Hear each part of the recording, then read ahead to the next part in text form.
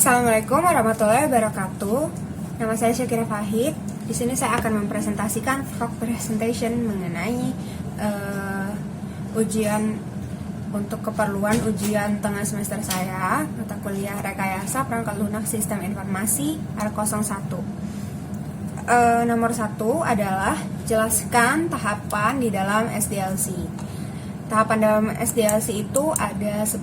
Yang pertama ada inisialisasi atau initialization. Tahapan inisialisasi ini menjadi tahapan SDLC yang pertama. Biasanya tahapan ini ditandai dengan adanya pembuatan proposal tentang proyek perangkat lunak. Yang kedua ada pengembangan konsep sistem atau sistem konsep development. Nah, setelah tahapan inisialisasi, tahapan ini merupakan tahapan pengembangan konsep. Pada tahap ini kita diminta untuk menjelaskan mengenai lingkup konsep yang akan dikerjakan, termasuk juga penjelasan mengenai dokumentasi, pengembangan manajemen, rencana, dan analisis area sistem. Selain itu, pada tahap ini kita juga akan mempelajari bagaimana cara kerja dari sebuah sistem itu sendiri.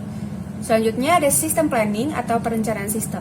Tahapan ini umumnya lebih menekan aspek feasibility study, yakni studi kelayakan pengembangan sistem. Adapun aktivitas yang dikerjakan pada tahap ini adalah sebagai berikut. Yang pertama ada pembentukan tim dan konsolidasinya. Selanjutnya ada mendefinisikan tujuan pengembangan serta ruang lingkup dari pengembangan yang akan dilakukan. Selanjutnya ada mengidentifikasi masalah yang ada pada itu akan dapat diselesaikan melalui pengembangan sistem atau enggak. Selanjutnya menentukan strategi yang digunakan selama proses pengembangan dan mengevaluasinya. Selanjutnya menentukan prioritas teknologi yang akan digunakan dan pemilihan aplikasi. Nomor 4, analisis sistem atau sistem analis. Selanjutnya ada desain. Pada tahap ini pengembang akan mentransformasikan kebutuhan secara terperinci. Dokumentasi desain sistem fokus pada bagaimana caranya agar dapat memenuhi berbagai fungsi yang dibutuhkan oleh sebuah sistem. Yang keenam ada perancangan sistem. Pada tahap ini, fitur-fitur dan operasi pada sistem dideskripsikan secara mendetail dengan aktivitas analisa interaksi objek dan fungsi pada sebuah sistem serta menganalisa data dan membuat skema database. Selain itu, tahap ini juga akan merancang sebuah user interface. Nomor 7 ada pengembangan atau development. Setelah itu, tahap yang selanjutnya adalah tahap pengembangan, yakni mengubah perancangan ke sistem informasi yang kompleks. Tahap ini juga bertujuan untuk mengetahui bagaimana nih cara memperoleh dan melakukan penginstalan pada lingkungan yang diharapkan oleh sebuah sistem.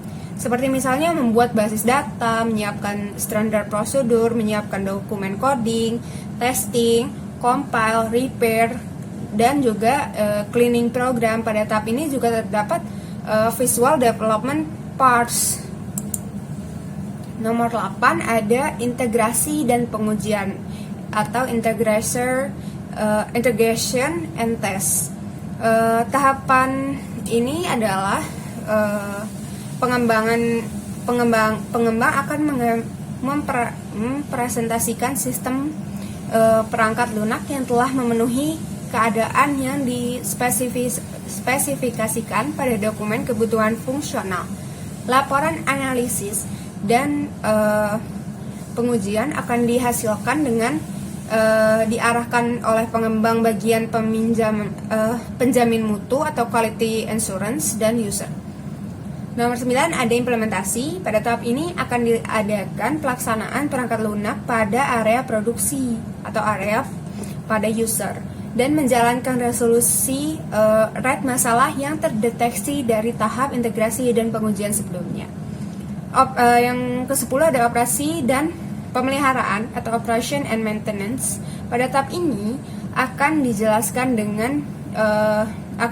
tentang pekerjaan yang akan dilakukan untuk menjalankan pemeliharaan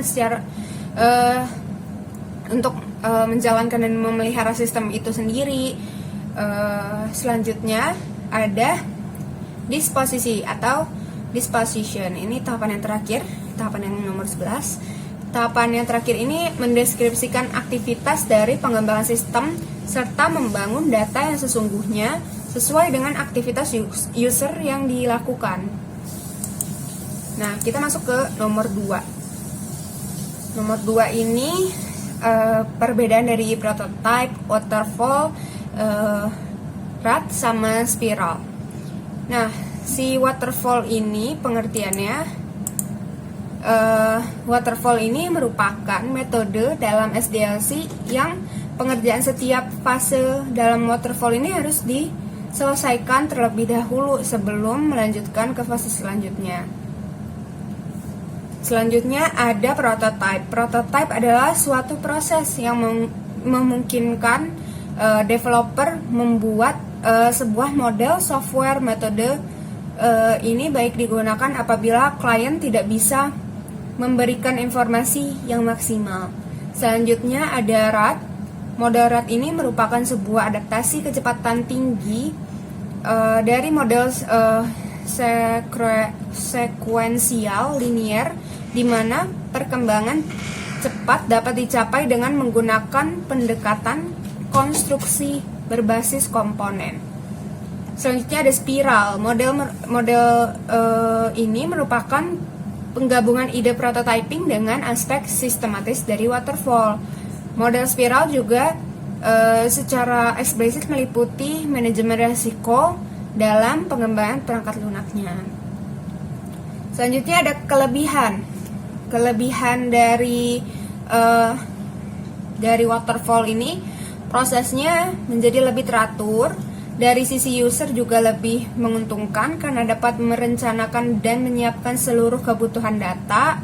Selanjutnya ada jadwalnya lebih menentu gitu. Selanjutnya yang dari prototype, kelebihannya adalah komunikasi akan terjalan baik antara pengembang dan pelanggan. Selanjutnya ada pengembang dapat bekerja lebih baik dalam menentukan kebutuhan. Terus juga pelanggan berperan aktif dalam proses pengembangan sistem, terus lebih menghemat waktu dalam pengembangan sistem. Selanjutnya untuk RAD, kelebihannya lebih menghemat biaya. Proses pengiriman menjadi lebih mudah untuk diamati, lebih fleksibel, mengurangi penulisan kode yang kompleks. Terus kelebihan untuk spiral ini dapat disesuaikan agar bisa dipakai selama perangkat lunaknya itu hidup. Lebih cocok untuk pengembangan sistem dan perangkat lunak skala besar. Pengembang dan pemakai dapat lebih mudah memahami dan bereaksi terhadap resiko setiap tingkat evolusi. Nah, kekurangan dari waterfall ini sifatnya tuh kaku, sehingga susah melakukan perubahan di tengah proses. Terus jika terdapat kekurangan proses, kita harus ngulang lagi dari awal. Terus juga selanjutnya di prototype, kekurangannya adalah pengembang biasanya ingin cepat menyelesaikan proyek sehingga menggunakan algoritma dan bahasa pemrograman itu yang sederhana. Terus untuk yang RAD, dengan melakukan pembelian belum tentu bisa menghemat biaya. Terus membutuhkan biaya tersendiri untuk membeli peralatan penunjang dan lain sebagainya. Terus yang terakhir untuk yang spiral, sulit untuk meyakinkan pelanggan, memerlukan pemeriksaan risiko yang masuk akal, butuh waktu lama untuk menerapkan paradigma ini menuju kepastian yang absolut. Selanjutnya nomor 3, contoh penerapan dalam kehidupan sehari-hari. Yang pertama ada contoh penerapan metode waterfall. Implementasi waterfall ini ada pada sistem pendaftaran siswa online di SMA 1 Bandung. Di SMA 1 Bandung Sebelumnya pendaftaran atau registrasi dilakukan secara tatap muka, datang langsung ke lingkungan sekolah. Sistem akan dibuat menggunakan bahasa pemrograman PHP dengan basis data yang digunakan adalah MySQL yang dilakukan di perangkat keras dengan sistem operasi Microsoft Windows XP, Linux, dan lain sebagainya, yang dilakukan untuk mempermudah siswa-siswi yang ingin mendaftar pada suatu sekolah universitas akademik tanpa harus ke suatu sekolah yang ingin kita masuki, seperti itu.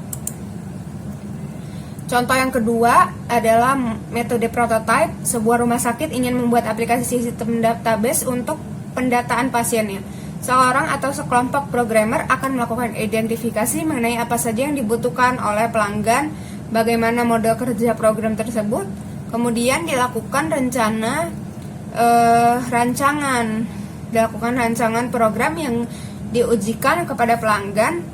Hasil atau penelitian dari pelanggan dievaluasi dan analisis kebutuhan pemakai kembali dilakukan.